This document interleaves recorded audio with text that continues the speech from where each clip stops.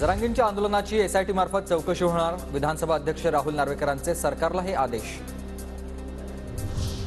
जरांगेंनी महाराष्ट्र बेटचिराग करण्याची भाषा केली। जरांगेंची धमकी आहे का की त्यांचं नियोजन ठरलेलं आहे?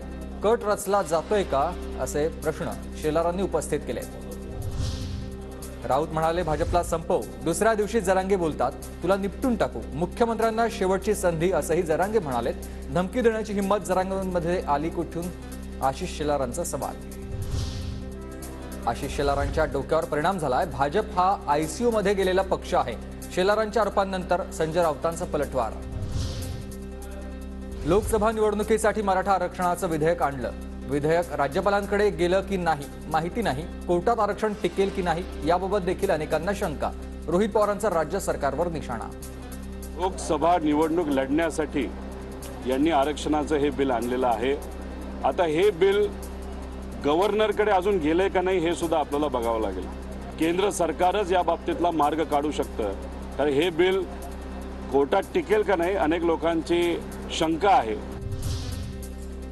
17 दिवसांनंतर आमरण उपोषण मागे घेण्याचा मनोज जरांगेंचा निर्णय। 2 दिवस उपचार घेऊन पुढील दिशा ठरवणार असल्याची माहिती। मात्र साखळी उपोषण सुरूच ठेवणार जरांगेंची भूमिका। उपोषण केले हे 17व्या दिवसाचं स्थगित करतोय आणि याचं रूपांतर साखळी उपोषणात केलंय। इथंच रोज 4 मुलं इथं बसणार आहेत आणि राज्यभरातही मी आव्हान केलेलं आहे की शांततेत साखळी उपोषण करायचे। 13 जागांवर न लढता आपल्या 18 जागांवर लढावं। मुख्यमंत्र्यांसोबतच्या बैठकीत शिवसेनेच्या खासदारांचा सूर आहे। 18 जागांवर आपण ठाम राहू अशी काही खासदारांची भूमिका। सुप्रिया सुळेंसाठी शरद पवार बारामतीच्या मैदानात। पुण्यातील निसर्ग कार्यालयातून बारामती लोकसभा मतदारसंघाचा आढावा घेणार। भाजपकडून अजित पवारांचा वापर पवार विरुद्ध पवार केल्यानं भाजपला फायदा, पण पवार विरुद्ध पवार लढाई होऊ नये असं कुटुंबीय म्हणून वाटतं। रोहित पवारांची प्रतिक्रिया। भाजपला जे पाहिजे होतं भाजपली केलेलं आहे। अजितदादांचा वापर हा भाजपली केलेला आहे।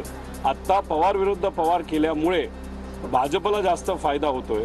कुटुंबीय म्हणून तुम्हाला आम्हाला विचारलं तर पवार विरुद्ध पवार हे होऊ नये